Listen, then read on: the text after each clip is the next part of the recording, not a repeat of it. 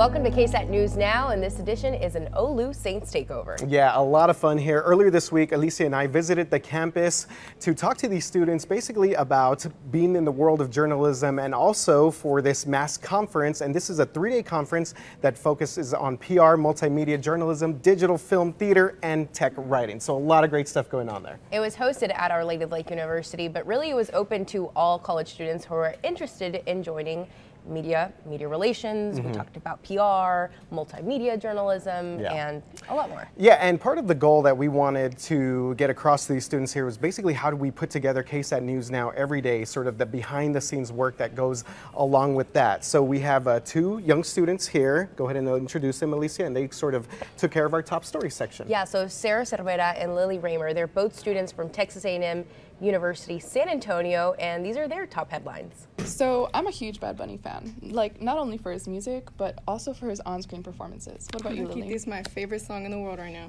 Well, what about him in a Marvel movie? Have you ever thought about that? A dream. Unreal. Well, guess what? It's coming true because Bad Bunny is going to be El Muerto in the new Spider-Man movie.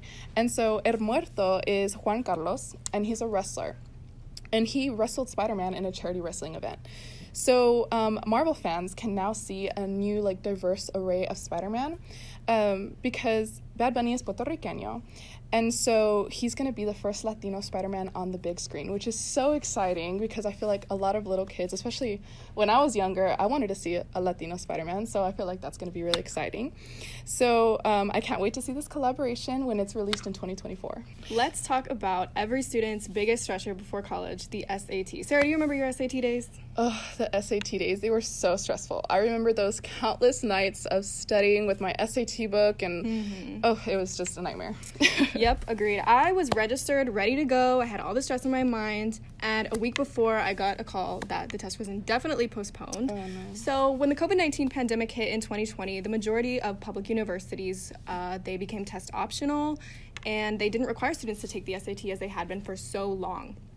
So now, with virus numbers steadily declining, the conversation is coming back on whether or not to require those SAT scores again.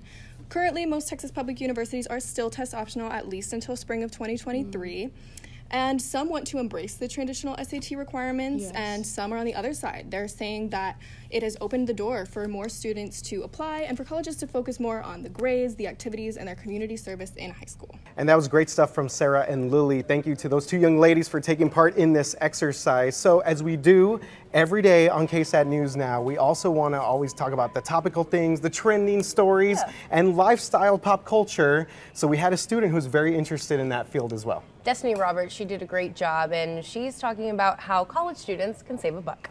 Beginning Monday, May 2nd, loyal Burger King participants of the Royal Press Digital Loyalty Program will be guaranteed a 1-year promotion. The promotion includes a free batch of French fries with any purchase up to a year once a week. Any promotion is a great promotion. And that was Destiny Roberts, and really these students only had about 5 to 10 minutes to put this together, so we're really proud of them.